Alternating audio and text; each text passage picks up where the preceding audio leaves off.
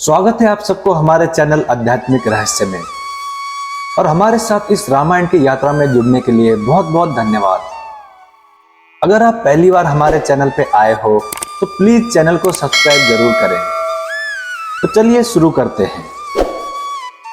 बालकांड 10वां सर्ग।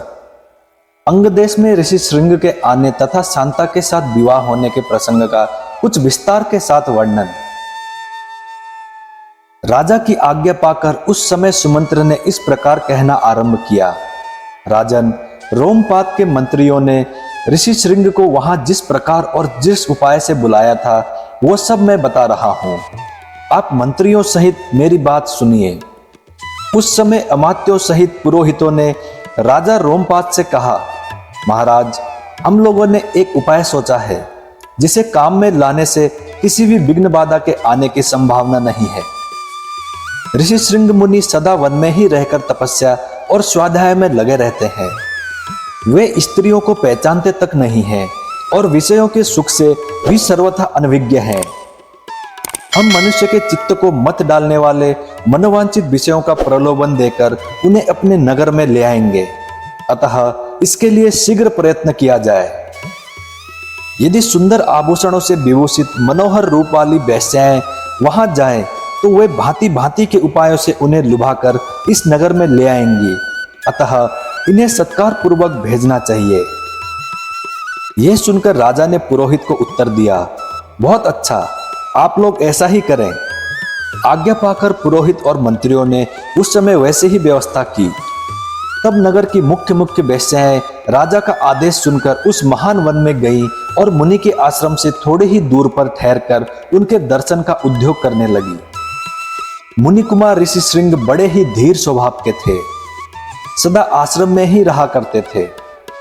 उन्हें सर्वदा अपने पिता के पास रहने में ही अधिक सुख मिलता था। अतः वे कभी आश्रम के बाहर नहीं निकलते थे। उन तपस्वी ऋषि कुमार ने जन्म से लेकर उस समय तक पहले कभी ना तो कोई स्त्री देखी थी और ना पिता के सिवा दूसरे किसी पुरुष का ही दर्शन किया था। नगर या राष्ट्र के गांव में उत्पन्न हुए दूसरे प्राणियों को भी वो नहीं देख पाए थे। तदंतर एक दिन विभांडक कुमार ऋषि श्रृंग अकस्मात घूमते फिरते उस स्थान पर चले गए जहां वे वेश्याएं ठहरी हुई थी। वहां उन्होंने उस सुंदरी विनीताओं को देखा। उन प्रमदाओं का वेश बड़ा ही सुंदर और अद्भुत था। वे मीठे स्वर में गा रही थीं। ऋषि कुमार को आया देख सभी उनके पास चली आई और इस प्रकार पूछने लगी, ब्राह्मण, आप कौन हैं, क्या करते हैं तथा इस निर्जन वन में आश्रम से इतनी दूर आकर अकेले क्यों विचर रहे हैं? ये हमें बताइए, हम लोग इस बात को जानना चाहती हैं। ऋषि श्रृंग ने वन में कभी स्त्रियों का रूप नहीं देखा था और वे स्त्रियां तो अत्यंत कमनीय रूप से सुशोभित थी। अतः उन्हें देखकर उनके मन में स्नेह उत्पन्न हो गया। इसीलिए उन्होंने उनसे अपने पिता का परिचय देने का विचार किया। वे बोले, मेरे पिता का नाम विभांडक मुनि है। मैं उनका औरस पुत्र हूं। मेरा ऋषि श्रृंग नाम और तपस्या आदि कर्म इस भूमंडल में प्रसिद्ध है। यहां पास ही मेरा आश्रम है। आप लोग देखने में परम सुंदर हैं अथवा आपका दर्शन मेरे लिए शुभ कारक है। आप मेरे आश्रम पर चलें। वहां मैं आप सब लोगों की विधि पूर्वक पूजा करूंगा। ऋषि कुमार की यह बात सुनकर सब उनसे सहमत हो गई। फिर वे सब सुंदरी स्त्रियां उनका आश्रम देखने के लिए वहां गईं। वहां जाने पर ऋषि कुमार ने ये अर्घ्य है, ये पाद्य है तथा ये भोजन के लिए फल मूल प्रस्तुत है, ऐसा कहते हुए उन सब का विधिवत पूजन किया। ऋषि की पूजा स्वीकार करके वे सभी वहां से चली जाने को उत्सुक हुई। उन्हें विभांडक मुनि का भय लगा रहता था, इसीलिए उन्होंने शीघ्र ही वहां से चली जाने का विचार किया। वे बोली, ब्राह्मण, हमारे पास भी ये उत्तम उत्तम फल हैं।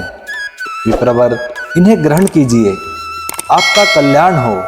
इन फलों को शीघ्र ही खा लीजिए, विलंब न कीजिए। ऐसा कहकर उन सब ने हर्ष में भरकर ऋषि का आलिंगन किया और उन्हें खाने योग्य भांति भांति के उत्तम पदार्थ तथा बहुत सी मिठाइयां दी। उनका रसास्वादन करके उन तेजस्वी ऋषि ने समझा कि यह भी फल है, क्योंकि उस दिन से पहले उन्होंने कभी वैसे पदार्थ नहीं खाए थे।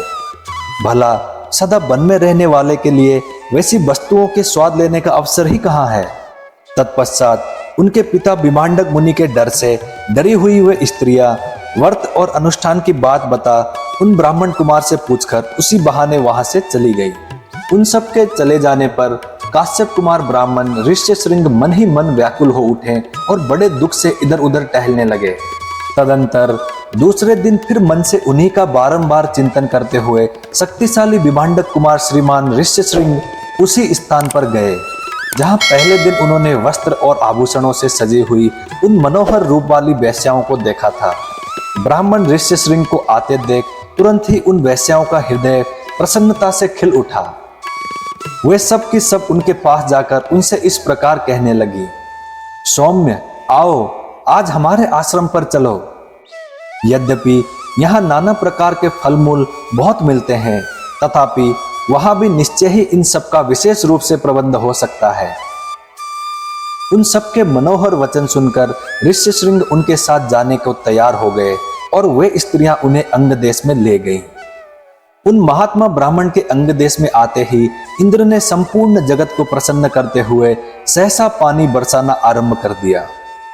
वर्षा से ही राजा को अनुमान हो गया कि वे तपस्वी ब्राह्मण कुमार आ गए। फिर बड़ी विनय के साथ राजा ने उनकी आगमनी की और पृथ्वी पर मस्तक टेक कर उन्हें साष्टांग प्रणाम किया। फिर एकाग्रचित होकर उन्होंने ऋषि को अर्घ्य निवेदन किया और उन विप्र शिरोमणि से वरदान मांगा, भगवान आप और आपके पिताजी का कृपा प्रसाद मुझे प्राप्त हो। ऐसा उन्होंने इसलिए किया कि कहीं कपट पूर्वक यहाँ तक लाए जाने के रहस्य जान लेने पर विप्रवर ऋष्यशृंग अथवा विभांडक मुनि के मन में मेरे प्रति क्रोध न हो। तत्पश्चात ऋष्यशृंग को अंतःपुर में ले जाकर उन्होंने शांति चित्त से अपनी कन्या शांता का उनके साथ विधि पूर्वक विवाह कर दिया। ऐसा करके राजा को बड़ी प्रसन्नता हुई। इस प्रकार महातेजस्वी ऋष्यशृंग राजा से पूजित हो संपूर्ण मनोवांछित भोग प्राप्त कर अपनी धर्मपत्नी शांता के साथ वहां रहने लगे। इस प्रकार श्री वाल्मीकि निर्मित आर्ष रामायण आदि काव्य के बाल कांड में 10वां सर्ग पूरा हुआ। मैं उम्मीद करता हूं श्री राम जी आपकी सारी मनोकामनाएं पूरी करें। जय श्री राम, जय हनुमान। अब मिलते हैं अगली वीडियो में।